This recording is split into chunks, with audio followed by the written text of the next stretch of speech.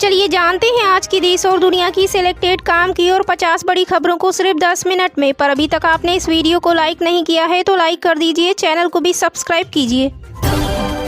नवाब मलिक की बेटी सना मलिक के खिलाफ सिंधे गुट ने उतारा था उम्मीदवार। अब आई ये बड़ी खबर। जी हां, बता दें दोस्तों, मुंबई के अणुशक्ति नगर विधानसभा सीट से सिंधे गुट ने अपने उम्मीदवार अविनाश राणे का नामांकन वापस ले लिया है।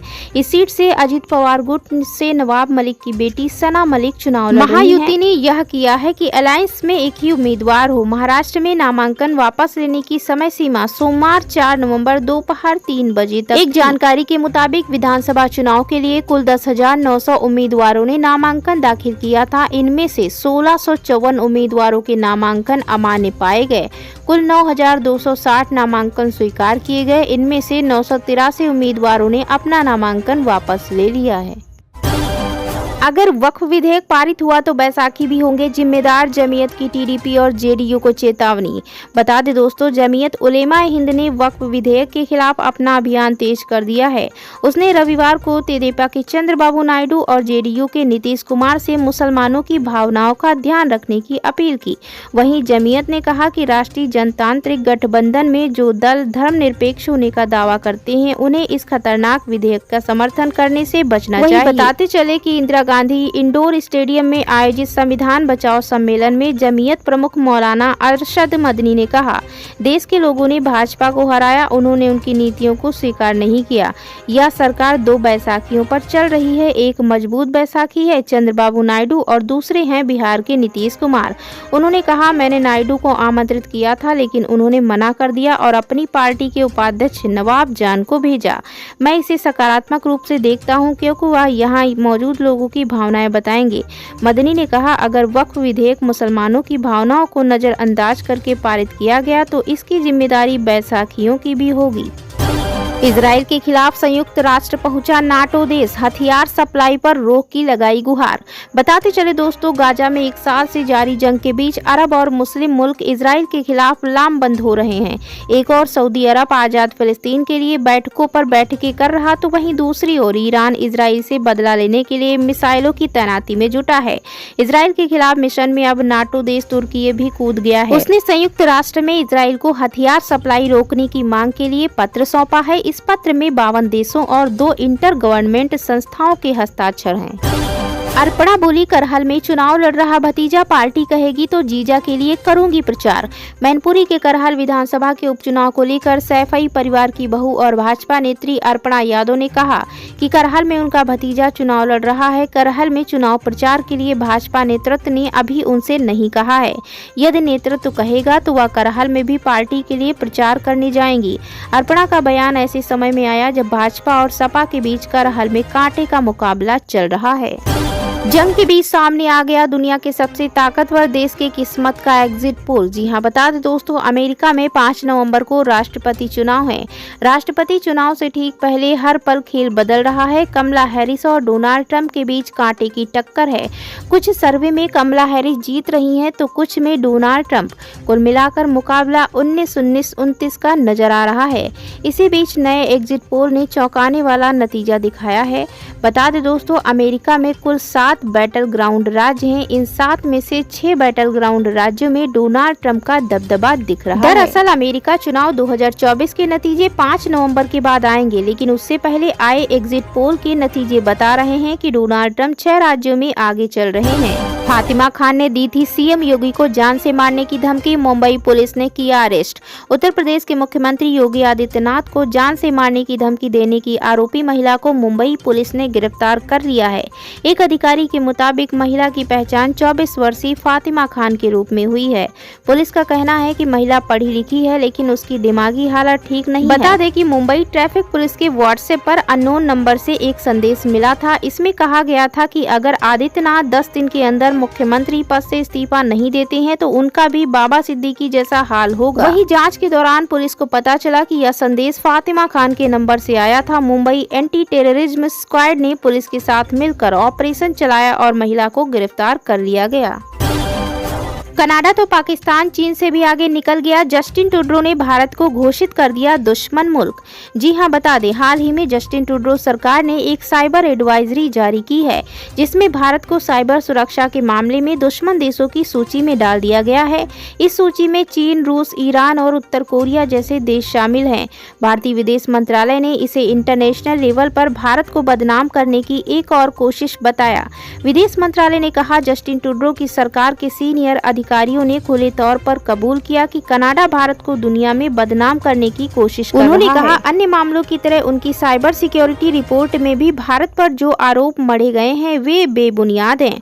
उनके पक्ष में कोई सबूत नहीं है। विदेश मंत्रालय के प्रवक्ता ने कहा, हम इसे भारत पर हमला करने की कनाडा की एक और नापाक हरकत के रूप में देखते हैं। महिला हूं, सामान नहीं, उद्धव की पार्टी के सांसद पर भड़की शिवसेना उम्मीदवार साइना एनसी।